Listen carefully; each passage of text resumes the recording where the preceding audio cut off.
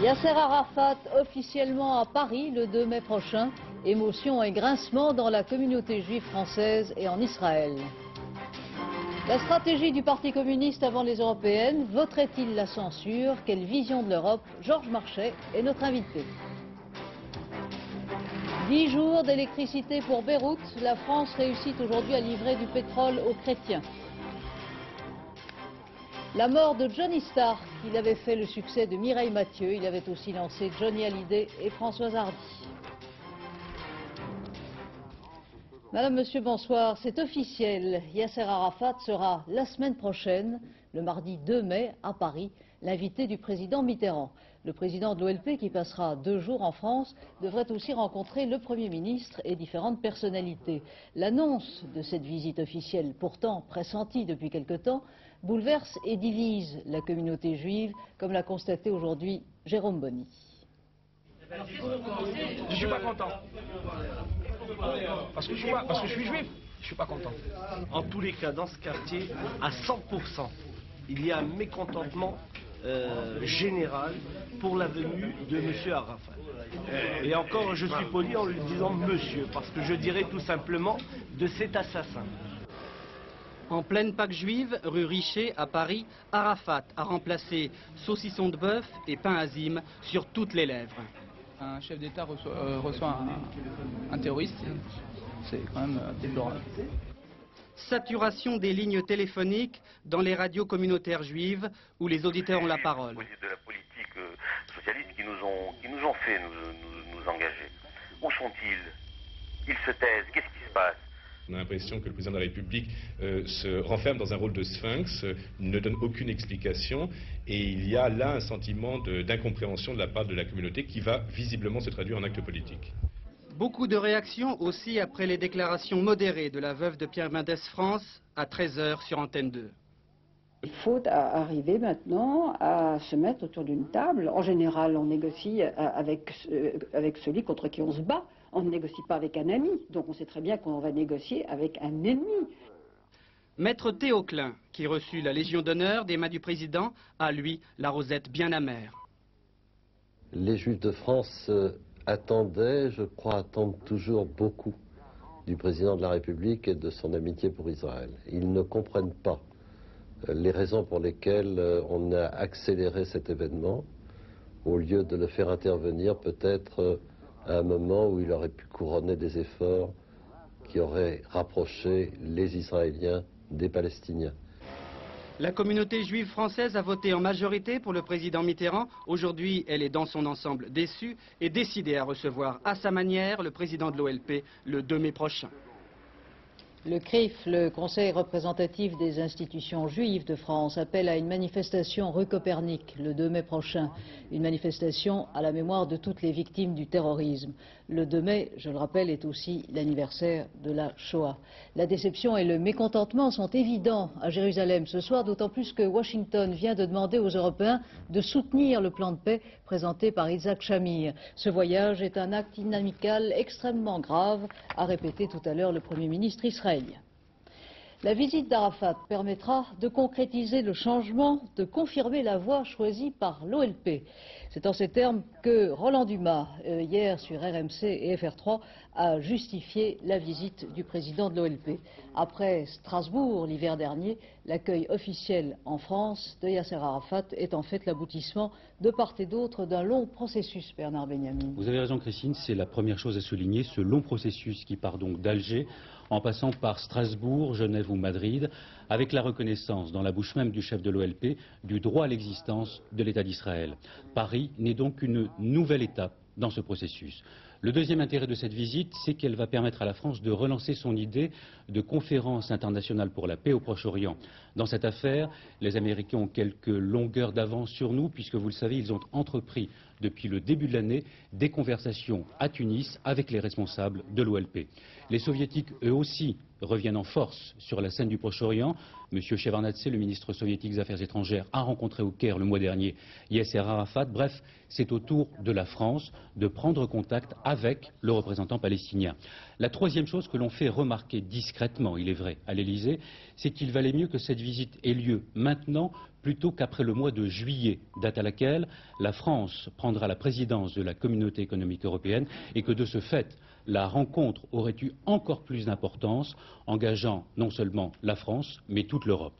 Mais je crois, au-delà des passions, il faut rappeler ce soir une évidence. Il n'y aura pas de paix au Proche-Orient sans la participation des Palestiniens, quel que soit leur passé.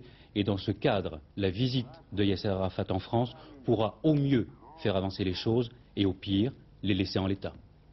Beyrouth, mission accomplie pour le Pénors. Le pétrolier français a pu aujourd'hui décharger côté chrétien le fioul promis par la mission humanitaire française. L'opération a eu lieu sans incident après de nouvelles tractations.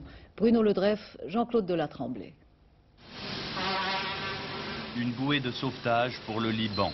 Le tanker français a pu décharger cet après-midi 4700 tonnes de fioul, assurer ainsi le redémarrage de Zouk, la centrale qui distribue l'électricité dans 85% du pays, et permettre aux Libanais privés de courant depuis une semaine de retrouver une vie un peu plus normale. Une opération identique à celle réalisée hier dans le sud du pays où furent distribuées 2000 tonnes de pétrole destinées à la petite centrale de Jiyeh sous contrôle syrien. Les ingénieurs français qui assurent le fonctionnement de Zouk devraient pouvoir coupler la centrale au réseau électrique libanais dès demain. Le brut, délivré par le Pénor, n'autorise seulement que quelques jours de fonctionnement. Cette opération doit donc être considérée comme le premier temps d'un retour à un approvisionnement normal. Pourtant, le blocus organisé par les Syriens reste toujours aussi sévère. Exemple, ce porte-container tente de s'approcher de la côte libanaise. Immédiatement, il essuie les tirs de l'artillerie syrienne et doit rebrousser chemin. Il devient donc de plus en plus difficile de quitter le pays. Les ferries qui assurent la liaison avec Chypre restent prudemment au large et c'est avec ces frêles embarcations à plus de 4 heures de mer qu'il faut les rejoindre. Un voyage éprouvant, dangereux et pourtant, lorsque nous avons tourné ces images, 2000 personnes, femmes, enfants, se pressaient pour tenter d'embarquer. En un peu plus d'un mois, 120 000 Libanais de toutes confessions ont fui leur pays. Le Conseil de sécurité de l'ONU devrait examiner ce soir le projet français d'un mandat de négociation confié au secrétaire général des Nations Unies. Et la Ligue arabe se réunira mercredi à Tunis et pourrait envisager l'envoi d'une force d'observation au Liban.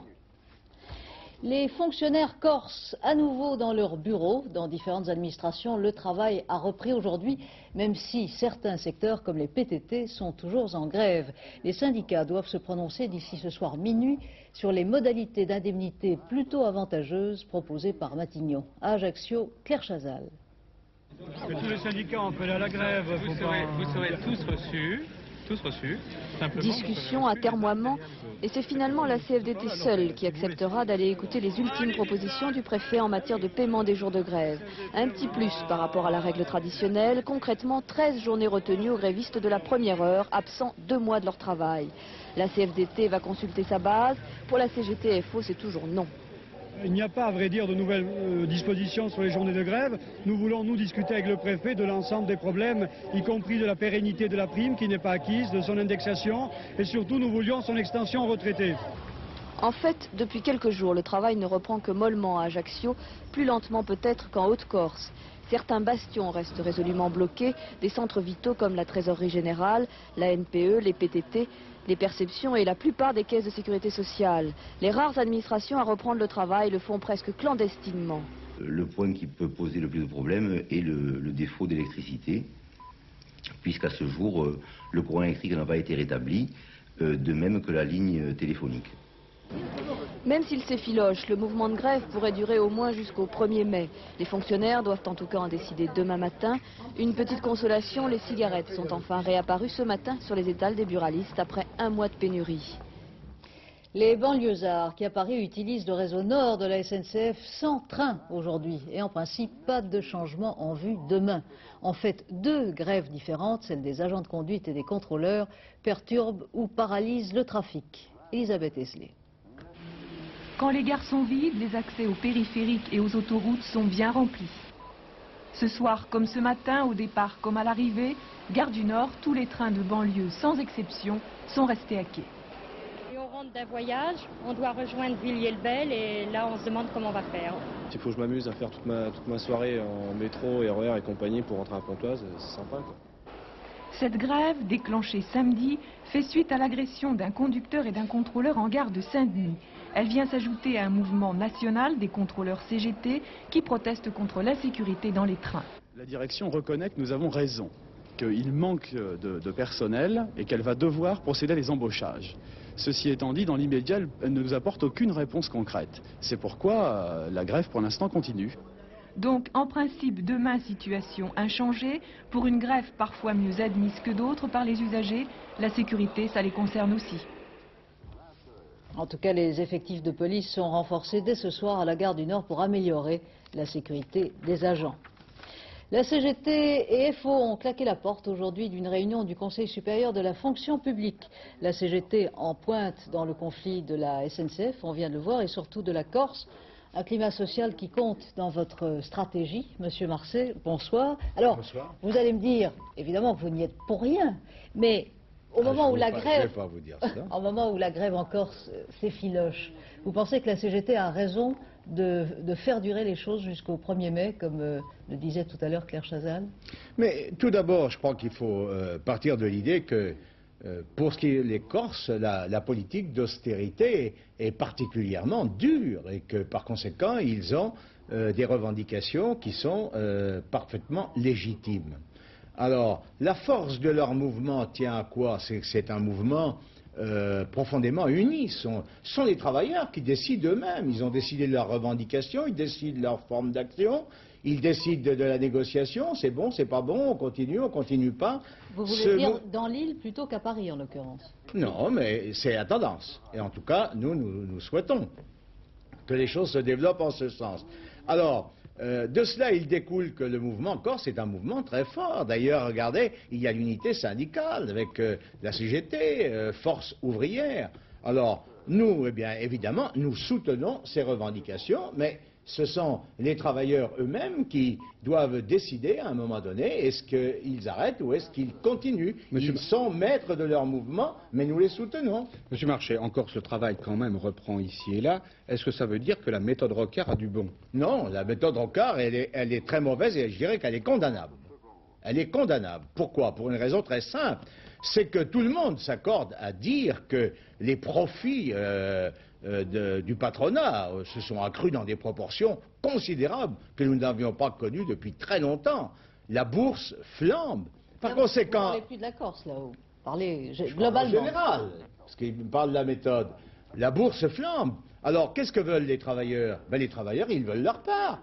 Ils formulent des revendications d'augmentation de salaire en particulier. Il y a d'autres revendications, mais d'augmentation de salaire qui sont tout à fait justifiées. Or, quelle est l'attitude de Rocard et de son gouvernement? C'est d'essayer de laisser pourrir le mouvement, au lieu d'engager des négociations sérieuses. Eh bien, c'est une attitude, je répète, tout à fait condamnable, surtout quand on est un gouvernement socialiste. Monsieur Marchais, Philippe Herzog et André Lajoigny sont déjà revenus sur la décision des communistes de ne pas censurer le gouvernement.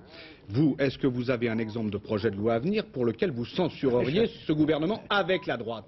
Projet de loi Soisson sur les licenciements, par exemple. J'avoue que je ne comprends rien à ce qu'a dit Philippe Herzog. Non. Et André Lajoigny. Non. Je ne comprends rien à cette polémique que j'entends sur les radios, à la télévision, etc. C'est très simple. Vous aviez dit que vous censureriez la droite. Si c'est simple, alors il suffit de s'en expliquer une bonne fois et on n'a pas besoin d'y revenir. Écoutez, nous l'avons dit très clairement, personne n'est surpris. Quand il a fallu choisir entre élire Mitterrand ou élire Chirac, nous avons choisi élire Mitterrand. Mais nous avons dit, pour autant, nous ne sommes pas dans la majorité présidentielle parce que nous ne sommes pas d'accord avec le programme de François Mitterrand. Quand il y a eu les élections législatives, il fallait choisir ou élire des députés de droite ou élire des députés socialistes. Nous n'avons discuté avec personne. Comme toujours, la droite est notre adversaire. Nous nous sommes désistés pour élire des députés socialistes. Mais nous avons dit, nous n'appartenons pas pour autant à la majorité gouvernementale. Nous ne sommes donc ni dans la majorité présidentielle, ni dans la majorité gouvernementale. Nous soutenons tout ce qui va dans le bon sens et nous combattons tout ce qui est contraire aux intérêts populaires et nationaux. Eh bien, c'est à nous qu'il appartient de décider qu'est-ce qui est bon, qu'est-ce qui n'est pas bon. Et c'est à nous qu'il appartient de décider par quels moyens nous allons nous manifester. Il y a l'abstention, il y a le vote contre, et il peut y avoir un jour la censure. C'est simple. Voilà quelle est la position du Parti communiste français. Et alors concrètement, le projet de loi Soissons sur les licenciements, vous allez le voter? Non, vous ne m'entraînerez pas sur concrètement le moment venu, en fonction des propositions du gouvernement, eh bien le groupe communiste à l'Assemblée nationale se réunira et il prendra sa décision en fonction de la règle dont je viens de parler et qui est connue de tout le monde depuis bien longtemps. Alors vous ne conduisez pas personnellement la liste de votre parti aux européennes. Quel score souhaitez-vous pour Philippe Herzog? Le plus élevé possible, bien sûr. Mais encore? Le plus élevé possible. Non, mais les autres formations donnent des pourcentages. Non, je ne raisonnerai pas en termes de pourcentage. Je pense qu'aujourd'hui, parce que ce sont les faits, le Parti communiste français a amorcé sa remontée par rapport à l'élection présidentielle, les dernières élections qui ont eu lieu, législatives, municipales, élections partielles, et nous avons donné des chiffres qui en témoignent, notamment pour les municipales. Bon, bien. Par conséquent, nous avons amorcé notre remontée. Je pense qu'à l'occasion de l'élection européenne, les Françaises et les Français ont vraiment de bonnes raisons de voter pour la liste conduite par le Parti communiste. Pourquoi? Mais tout simplement parce que le seul parti, la seule liste qui s'oppose à la politique qui est proposée avec l'Europe de 1993, c'est le Parti communiste français. Or, le programme de tous les autres, que ce soit RPR, UDF, CDS, et y compris le Parti socialiste, c'est un programme de régression sociale extrêmement grave. Mais on n'en discute pas, mais est-ce que les Françaises et les Français savent, par exemple, qu'il y a 3 millions de gens aujourd'hui qui ne paient pas d'impôts et qui en paieront avec l'Europe de 1993, et que pour un couple salarié, les impôts vont augmenter de 600 000 centimes. Eh bien ça, les gens ne le savent pas, on le leur cache. Nous leur disons la vérité. Donc nous condamnons cette Europe-là. C'est l'Europe du grand capital au service du grand capital et des firmes multinationales. Cela étant dit, nous proposons, parce que nous sommes des gens réalistes, nous avons dit non au marché commun au moment de sa création. Nous avions raison quand on voit les dégâts qui ont été faits. Et puis, au bout d'un moment, la communauté, elle existe, eh bien, nous sommes rentrés dedans et nous combattons dedans. D'autre part, avec le progrès des sciences et des techniques qui existent aujourd'hui, le désir, le souhait, la nécessité d'une grande coopération internationale, le Parti communiste ne va pas aller à l'élection en disant non à l'Europe, mais il va aller avec des propositions très claires, à la fois sur le plan social, sur le plan d'une politique de paix et de désarmement, et sur le plan de la défense de la souveraineté nationale, parce que, une fois de plus, nous disons, nous, coopération dans tous les domaines, oui, dans le sens du progrès, de la liberté et de la paix, oui, mais abandon de la souveraineté nationale dans quelque domaine que ce soit, alors là, notre réponse est non. Et nous allons être le seul parti sur ce terrain-là, puisque, y compris, Chirac a abandonné ce terrain. Alors, d'un mot, Monsieur Marchais, simplement rénovateur, le mot est devenu à la mode, le phénomène aussi, vous avez des droits d'auteur? Alors, ce qu'il y a, ce qui est vrai, c'est que... Les vôtres ont décidé de soutenir les Verts. Lesquels? Les rénovateurs communistes. Les ex-vôtres. Vous savez, je ne sais pas ce que ça représente. J'en ai pas entendu parler, c'est vous qui m'en parlez. Pendant ce week-end, je n'ai entendu personne parler d'eux. Alors, j'ai entendu parler par contre de Saint-Jean. Mais ça m'étonne pas. Ça m'étonne pas. Sur la liste communiste, sur les socialistes, je le rappelle. Mais pas comme communiste, parce qu'on ne peut pas être communiste sur la liste du Parti socialiste quand le Parti communiste présente sa propre liste. Ça ne me surprend pas ce qui arrive avec Saint-Jean. Pourquoi? Pour une raison très simple, c'est que visiblement le Parti socialiste fait sienne maintenant une certaine politique de débauchage à l'intérieur de notre parti. Popren l'a dit publiquement et il en est probablement l'organisateur. C'est ce qui explique que Saint-Jean a démissionné du comité central. Après, il a démissionné de sa tâche de premier secrétaire de la Fédération des métaux CGT, et puis voilà, d'un seul coup, avec une rapidité extraordinaire, le voilà promu sur la liste conduite par Laurent Fabius et en position d'être élu. Vous savez, une petite observation comme ça, elle m'est personnelle, mais je pense qu'en définitive, cette promotion extrêmement rapide de Saint-Jean montre qu'en définitive, Laurent Fabius et Michel Rocard ne pardonnent pas trop, ne pardonnent même pas du tout à la CGT, ça a été le point de départ de notre conversation, à la CGT de jouer le rôle qu'elle joue aux côtés des travailleurs dans la lutte pour la défense de leurs revendications. Mais vous savez, tout ça n'ira pas loin. Nous présentons une liste que nous allons définitivement adopter au prochain comité central dans 48 heures. Elle a été soumise à la discussion de tout le parti. Nous sommes les seuls à le faire. Il y a pas mal de propositions, il y a des propositions d'amendements. Par exemple, nombreux sont ceux qui ont demandé que mon ami Georges Segui soit sur la liste, Rachid Bari sera sur la liste. Il y a comme ça un certain nombre d'améliorations. Et ça, on aura l'occasion d'en reparler, puisque en particulier Philippe Herzog sera à l'invité d'une heure de vérité très bientôt. Très bientôt. Mais ça, c'est la liste présentée par le Parti communiste. Pour le reste, je crois qu'il faut parler de ce qui compte et pas de ce qui ne compte pas. Monsieur Marchais, merci. La rénovation, on en reparle, la transparence, l'information libre, c'est ce que réclament à Pékin les étudiants. Dans la rue depuis 8 jours, ils contestent ouvertement le régime. Jacques Merlino. La seconde semaine de grève des étudiants chinois a été marquée aujourd'hui par un mot d'ordre de boycott des cours. Boycott largement suivi à Pékin, très peu, en revanche, à Shanghai. Dans la capitale chinoise, les étudiants qui réclament toujours plus de démocratie et de liberté ont adopté les mégaphones pour reproduire discours et slogans et les diffuser en province. Méthode plus moderne que les Dazibao qui déjà recouvrent les murs de l'université. Mais ce mouvement, pacifique jusqu'à maintenant, pourrait bien dégénérer rapidement en crise politique majeure. Des nouvelles assez inquiétantes nous sont venues, d'une part du nord-ouest de la Chine, d'autre part du centre-sud, des nouvelles suivant lesquelles des loupards, d'anciens délinquants s'étaient joints au mouvement. Et plus grave encore est le fait que la population urbaine dans son ensemble sympathise dans une large mesure avec la cause étudiante, au moins dans la mesure où il s'agit de protester contre le pouvoir. Je ne crois pas que les gens soient tellement en faveur, disons, d'un type précis de démocratie.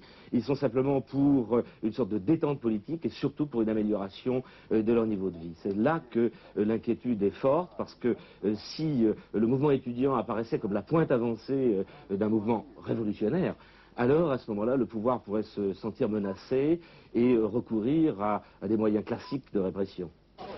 Inquiétude d'autant plus forte qu'il apparaît que des factions politiques embrayent maintenant sur le mouvement étudiant. Violente manifestation en Belgique, dans la province du Limbourg, à l'annonce de la fermeture de l'une des 2 dernières mines de charbon encore en exploitation. Éric Perrin. Très violents affrontements entre mineurs et policiers dans le nord-ouest de la Belgique. Plusieurs milliers de manifestants ont tenté d'investir la direction des charbonnages pour protester contre l'annonce de la fermeture en 92 des 2 dernières mines de charbon. Fermeture initialement prévue pour 96. Les gendarmes ont riposté au jet de pierre au moyen de gaz lacrymogène et lancé incendie. Plus de 25 personnes ont été blessées. Démission du Premier ministre jordanien Zeid Rifai et de son gouvernement. Conséquence des émeutes contre la cherté de la vie de la semaine dernière dans le sud du pays, qui ont fait officiellement 8 morts et 83 blessés, cette décision attendue est intervenue plus vite que prévu. Rentré dimanche précipitamment de sa visite aux États-Unis, le roi Hussein a finalement cédé aux manifestants qui tenaient le Premier ministre pour responsable de l'austérité en Jordanie.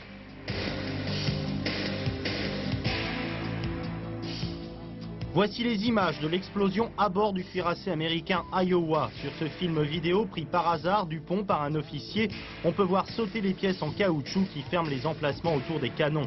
Selon les premiers éléments de l'enquête, l'accident serait intervenu avant le tir, pendant l'introduction des charges dans la culasse.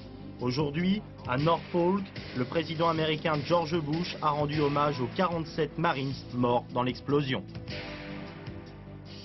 La cour d'assises pour les 2 policiers accusés d'avoir matraqué à mort Malik Oussekine en décembre 86 à Paris. Ainsi en a décidé aujourd'hui la chambre d'accusation de la cour d'appel de Paris. Isabelle Béchelet. Les juges de la première section de la chambre d'accusation ont tranché aujourd'hui. Il n'est pas besoin de supplément d'information pour renvoyer devant la cour d'assises l'affaire de la mort de Malik Oussekine. Les 2 policiers du peloton de voltigeurs, Garcia et son supérieur Schmitt, devront répondre de coups ayant entraîné la mort sans intention de la donner. Mais, circonstances aggravantes, ils étaient des agents de la force publique dans l'exercice de leurs fonctions et à ce titre risquent une peine de 20 ans au lieu de 15.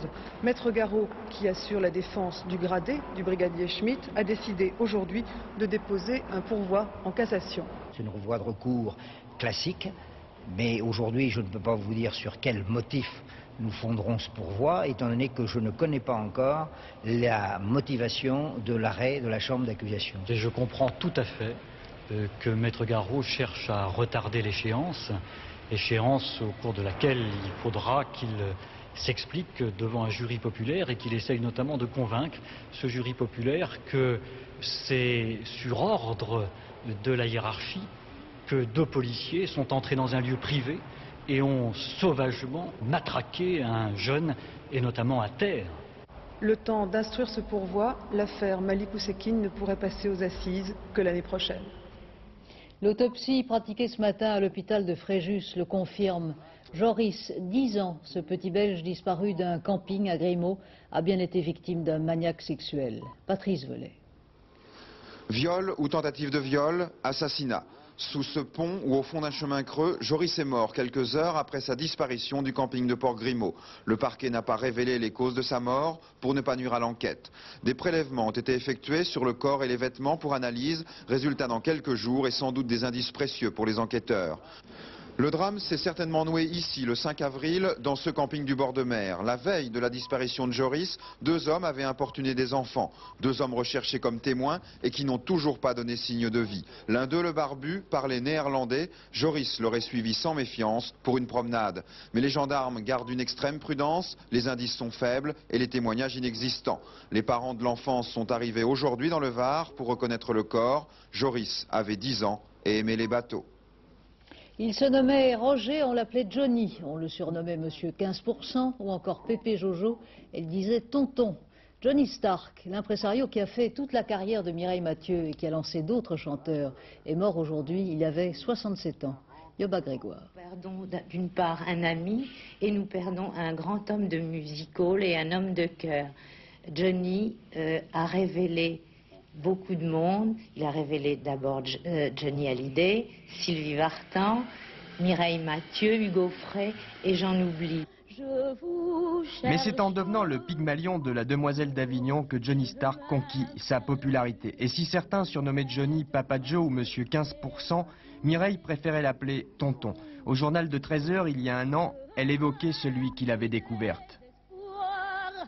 Chemin du souvenir. Pour moi, personnellement, c'est comme un second père, puisque hélas, j'ai perdu mon père. Et puis, c'est quelqu'un qui m'a fait. Je dis dans ce livre que lui est le peintre et moi le tableau. C'était l'image de l'impresario avec le cigare, les rouflaquettes, la malice, la force aussi. C'est quelqu'un de très compétent, de très organisé et en même temps de très amusant. C'était une figure, quoi, en fait. Un peu comme l'était Bruno Cocatrix, qui a disparu aussi il y a quelques années. Ça représentait le show business avec ce que ça avait de brillant et d'agréable, de sympathique. C'était quelqu'un de très plein de charme. Une démission qui ressemble à un long et douloureux divorce. Herbert von Karajan, chef à vie depuis 34 ans de l'Orchestre Philharmonique de Berlin. Von Karajan abandonne le pupitre officiellement pour raison de santé. En fait, ses relations avec l'orchestre et avec la municipalité berlinoise étaient très tendues depuis des années. Le Tour de Corse, 2e étape aujourd'hui. Elle a été remportée par François Chatriot sur BMW M3. Pour une fois, les Lancias sont dominés. Thierry Blanco. Surprenant, personne ne l'attendait en tête du Tour de Corse. François Chatriot, exploit sur l'asphalte de Lille. Une BMW d'Euromotrice devant les monstres italiens Lancia. Le championnat du monde des rallyes n'avait pas connu ça depuis longtemps. Succès, mais pas d'excès. Pas trop, parce que je me dis que la course est très longue, il y a encore beaucoup de chemin à faire. Donc je prends les choses comme elles viennent, j'essaye de faire le mieux possible. Malchance pour Yves Loubet. Crevaison au 9e kilomètre dès la première spéciale. 3 minutes 30 perdues et tout espoir de triompher à la régulière en Corse, chez lui. Ça c'est la course et on verra. Maintenant c'est pas la malchance, je veux pas de malchance, on aura de la chance après. Le vainqueur de l'édition 88 en position de challenger. Didier Auriol accuse un retard de 15 secondes ce soir sur Châtriot. La course d'observation commence. Attention maintenant à la mécanique. Émotion, voici le plus beau dérapage de la journée. Il est signé Pierre-César Baroni. Ouf. Les pronostics de Pierre Edbresse pour le tiercé de demain à Vincennes, le 16, le 6, le 10, le 2, le 9, le 14, le 20 et le 18. D'un mot encore, je vous propose d'acheter ce magazine spécial, il s'appelle Spécial Arménie. Le fruit de la vente de ce magazine, qui a été réalisé bénévolement par toutes sortes de gens, ira à la construction d'une école française à Leninakan, en Arménie soviétique, dévastée, vous vous en souvenez, par le tremblement de terre de l'hiver dernier. Et puis un nouveau venu aussi, Plaisir de la pêche, un premier numéro qui vient juste à point pour l'ouverture et qui fera plaisir aux pêcheurs. J'en connais quelques-uns, c'est peut-être le cas de Laurent Cabrol qui va vous parler du temps de demain dans un instant. Demain, invité de Gérard Morin aux 4 vérités, Michel Prada, l'envoyé du gouvernement en Corse. Très bonne soirée sur Antenne 2 avec Jacques Chancel. À demain, 20h.